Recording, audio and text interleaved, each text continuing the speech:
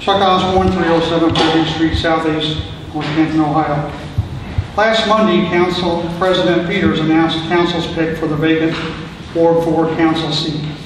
The vacancy came about when a longtime member of council, and for many years president of city council, abruptly resigned his seat under a cloud of controversy.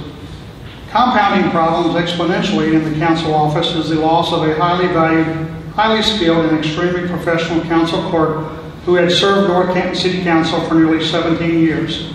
One would think that with the chaos that has been broiling within North Canton City Council for the last year, that this council body might have wanted to restore some stability and confidence in its government. Sadly, that apparently is not the case. The request for interested applicants for the vacant Ward 4 council seat resulted in the timely application of one individual. I say timely as only one resident of Ward 4 expressed an interest in the vacant council seat by the deadline set by council.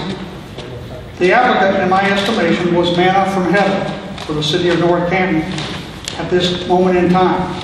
City Council has been reeling in turmoil with its law director, Tim Fox, in the driver's seat, and the city desperately needs to restore stability and sensibility to City Hall.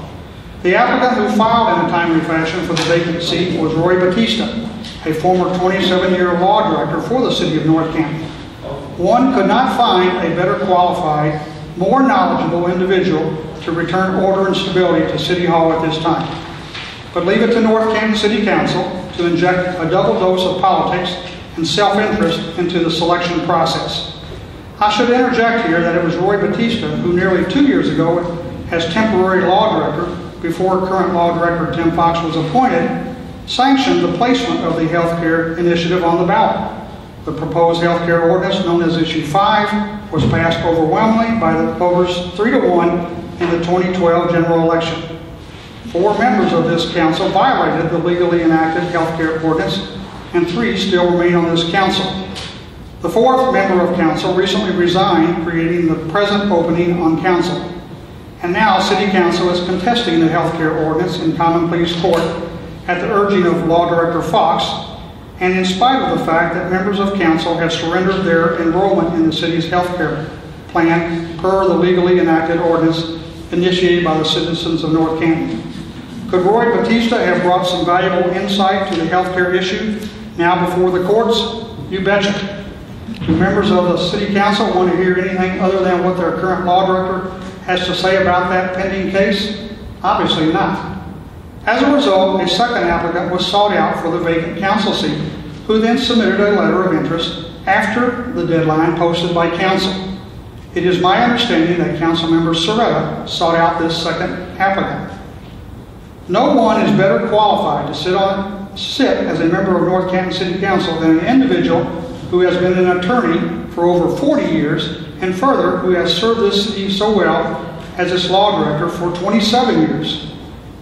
What were you thinking, Mr. Soretta?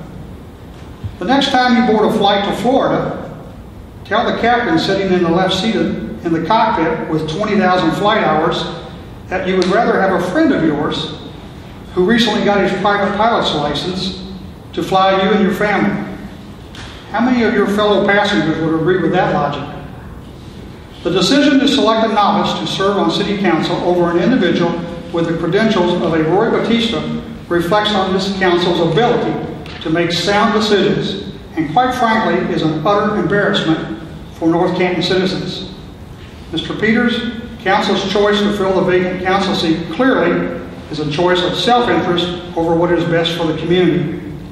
This council did the very same thing nearly 2 years ago when it advertised for candidates to fill the position of law director, then abandoned the selection process after advertising and interviewing applicants, and abruptly chose a council member to be the city's first full-time law director. This city has been paying a grave price ever since for that failed decision. The current law director is a wrecking ball at City Hall. So much so that a highly qualified and respected clerk of council has left the city rather than continue to work in the council office.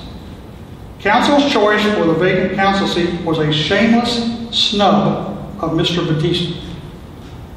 Shame. Shame on every single one of you for the politics you play at the expense of the citizens you are sworn to represent. Thank you.